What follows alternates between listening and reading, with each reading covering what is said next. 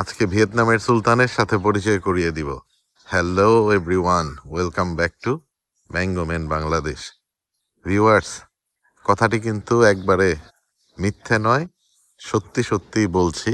আজকে যে যাত্রী আপনাদের দেখাবো, যাত্রী ভিয়েতনামের, এবং তার যে গুণাগুণ এটা বলে শেষ করা যাবে না। তবে আমরা যতটুকু কাভার করতে পারি আপনাদের একের পর এক বলে যাব। তো ভিয়েতনামের এই জাতটি এতটাই প্রোডাক্টিভ এবং এতটাই টেস্টি, এই জাতের প্রত্যেকটি যে বৈশিষ্ট্য থাকা দরকার আমের ক্ষেত্রে, প্রত্যেকটা বৈশিষ্ট্যতেই এই জাত 10 আউট অফ 10। চলে আসলাম আমরা এই জাতটির কাছে। আজকে অবশ্যই আপনাদের নামটি বলে দিব। এই যে আমার এখানে কোড নাম্বার হচ্ছে 75 কোড নাম্বারের এই যে ডালটি, এইটা দেখেন বেশ কয়েকটা এখানে থেকে অনেকগুলা ব্রাঞ্চিং হয়েছে। এটা আমরা বেশ অনেক দিন আগেই টপ ওয়ার্ক করেছিলাম। এই যে টপ ওয়ার্কটা দেখতে পারবেন, এই যে এখানে গ্রাফটা করেছিলাম। তো এই যে জাতটি, এটা ভিয়েতনামের সেরা একটি জাত। এটা তাদের এখানে প্রোডাকশন মেশিন বলে, এবং বেশ মুকুল চলে এসেছে আমার ওই যে ওইদিকে, এইদিকেও দেখা যাচ্ছে, এবং গুটি কিন্তু মোটামুটি ভালোই সেট হয়েছে। আর নতুন কিছু ব্রাঞ্চিং হয়েছে। এই জাতের বৈশিষ্ট্য যদি কিছু বল, খুবই প্রোডাক্টিভ একটা জাত, এবং বছরের পর বছর এত দুর্দান্ত ফলন দেয়। এবং এটার যে flash melting in the mouth, খুব স্মুথ, ফাইবারলেস।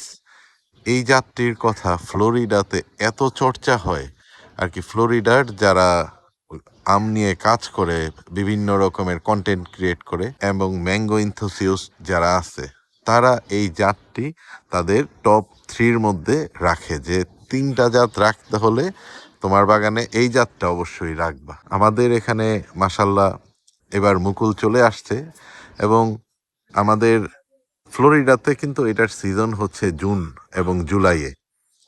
তো বাংলাদেশের সিজনটা কেমন হয় আমাদের দেখতে হবে। আর এটার আরেকটা গুরুত্বপূর্ণ দিক হচ্ছে প্রচুর রোগ প্রতিরোধী।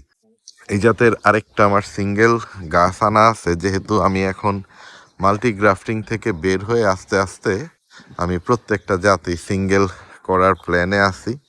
যদিও গাছটা আমার তেমন একটা পছন্দ না সাইজটা, কিন্তু তারপর আপনাদের দেখাই।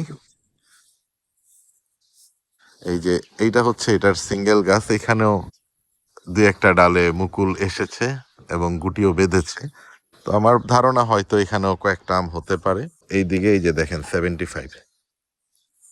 তো আমাদের প্রত্যেকটা যে গাছ, এটা কিন্তু এরকম কোডিং করা, এবং আমরা খুব চেষ্টা করি জাতের মধ্যে যাতে কোনো হেরফের না হয়। তো আমি ফ্লোরিডার যে একটা ভিডিও আমি দেখেছি, এর মধ্যে একটা দুইটা ভিডিও, তাদের যে রিয়াকশন আর কি, তারা বলতেছিল যে ডিভাইন টেস্ট খাচ্ছে, আর বলতেছে ডিভাইন টেস্ট। তো এই আর কি, ডিভাইন টেস্টের কথা দেখে আর শুনে আমাদের তো আর তর সইছে না যে কত তাড়াতাড়ি জুন জুলাই মাস আসবে আর কত তাড়াতাড়ি আমরা এগুলো হারভেস্ট করতে পারবো। ভিউয়ার্স, অনেকক্ষণ হয়ে গেল, আমার মনে নেই যে আমার জাতের নামটি বলা হয়নি এখনো। এই জাতের নামটি হচ্ছে কেক, CAC, কেক। চলুন কিছু রিভিউ আপনাদের দেখাই ফ্লোরিডা থেকে, তারা কি বলে। Look at this beauty. So this is a variety called CAC. Now, I have been able to try this before, and I have to say I absolutely loved it. Very heavy mango. The knife goes through like butter. It's utterly fiber-free, chunky, heavy in the hand, sunshine yellow inside. I haven't tried it yet, but it looks really good. So good. That is a divine mango. Viewers, আপনারা সবাই অবগত আছেন, এই জাতটিও আমি কিন্তু Florida থেকে নিজে হাতে সংগ্রহ করে নিয়ে এসেছি। ফ্লোরিডার থেকে এই অথেন্টিক সংগৃহীত কেক যে জাতটি আপনাদের হাত পর্যন্ত তুলে দিতে পারলে নিজেকে সার্থক মনে হবে।